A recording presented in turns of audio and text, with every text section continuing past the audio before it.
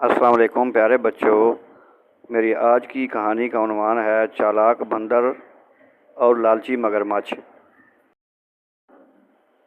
ایک جنگل میں درخت پر ایک بندر رہتا تھا اور اس کے نیچے ایک ندی بہتی تھی جس میں ایک مگرمچھ رہتا تھا۔ ایک دن مگرمچھ نے بندر سے کہا، دوست، تمہارے درخت پر جو میٹھے امرود لگے ہیں ذرا مجھے بھی کچھ کھانے کے لیے دو۔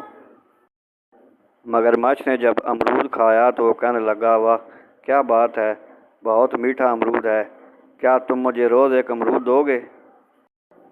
بندر بولا، ہاں دوست، روز لے جاؤ، کوئی بات نہیں۔ ایسے ہی دن گزر گئے۔ مگرمچھ کی بیوی نے ایک دن کہا، بندر کے امرود تو بہت میٹھے ہیں، بندر دل کا بھی بہت میٹھا ہوگا، مجھے کھانے کے لیے اس کا دل چاہیے۔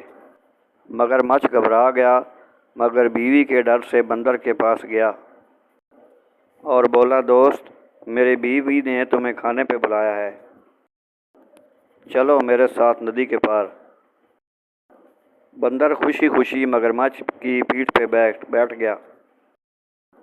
جب ندی کے بیچ پہنچے تو مگرمچھ بولا، دوست، اصل میں بات یہ ہے کہ میری بیوی تمہارا دل نکال کے کھانا چاہتی ہے۔ چالاک بندر فوراً بولا، ارے دوست، تم نے مجھے پہلے کیوں نہیں بتایا، میرا دل تو درخت پہ رہ گیا ہے۔ جب واپس درخت کے پاس پہنچے تو بندر فوراً درخت پہ چڑھ گیا اور ہنسا اور بولا، احمق مگرمچھ، کیا کوئی اپنا دل بھی نکال کے علیحدہ رکھ سکتا ہے؟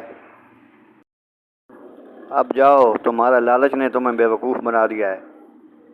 مگرمچھ شرمندہ ہو گیا اور بندر کی عقل مندی کی تعریف کرنے لگا۔ پیارے بچوں، میری آج کی کہانی کا سبق ہے، لالچ بری بلا ہے، لالچ نہیں کرنا چاہیے۔ جو انسان لالچ میں پڑ جاتا ہے وہ ہمیشہ نقصان اٹھاتا ہے۔